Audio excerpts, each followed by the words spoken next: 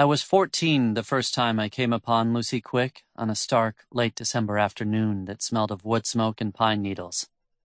Atlas, my dog, was also 14. However, in the unfairness of things, he was already an old man. Our warm breath made clouds as we ran across a thin carpet of frozen leaves. The light was lonely this time of year, dull and gray, full of shadows.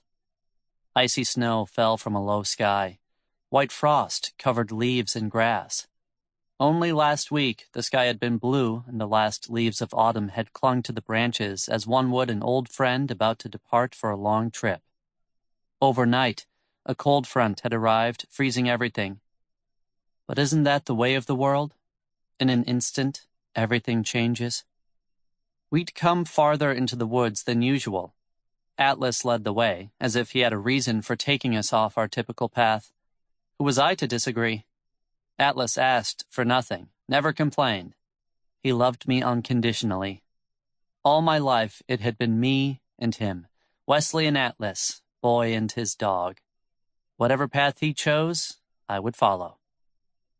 Lately, he'd slowed, his once youthful yellow Labrador body now stiff.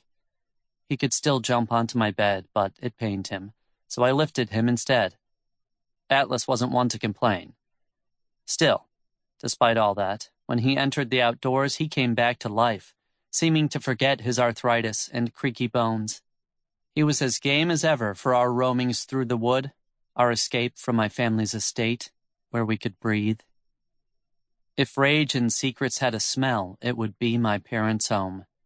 That morning, a crash had woken me in the early dawn, followed by the raised voices of my parents. I'd pulled the covers over my head and scrunched my eyes closed, willing it to stop. Atlas had whined and pressed his bulky warmth against my legs. We couldn't make out the words, only waves of anger. Even so, this felt different. Usually, they didn't argue out loud. No, their disdain was the quiet kind, like the frozen dirt under these leaves. After breakfast, Atlas and I made a run for it. We knew danger. Could smell it. Stay away, the instinct whispered.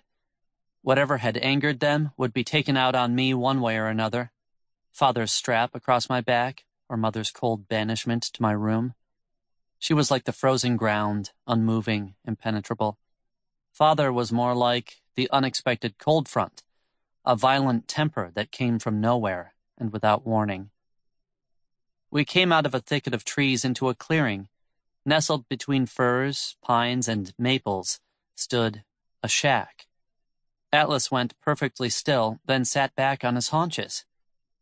A girl held a crying baby close to her chest as she paced over the frozen dirt.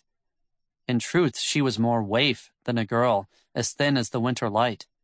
She wore a tattered coat the same gray as the boards of the sad dwelling. As motionless as a deer, I watched her. Beside me, Atlas did the same. I took in the shack. The roof sagged. One dirty window had a crack in the shape of a claw. A thin trail of smoke drifted weakly out of a tin stove pipe. In contrast, as if to make up for the sag of the roof, the girl's back was straight as a board. Pink cheeks glowed from the cold. Snow settled on top of her head and shoulders. The baby continued to cry. Not loudly, more like a kitten's mew. She couldn't have been more than a few days old, as she was no bigger than a loaf of bread. I didn't think the girl old enough to be the baby's mother. She seemed about the same size as my sister, Lillian. I guessed her to be about 12, the time between a girl and a woman.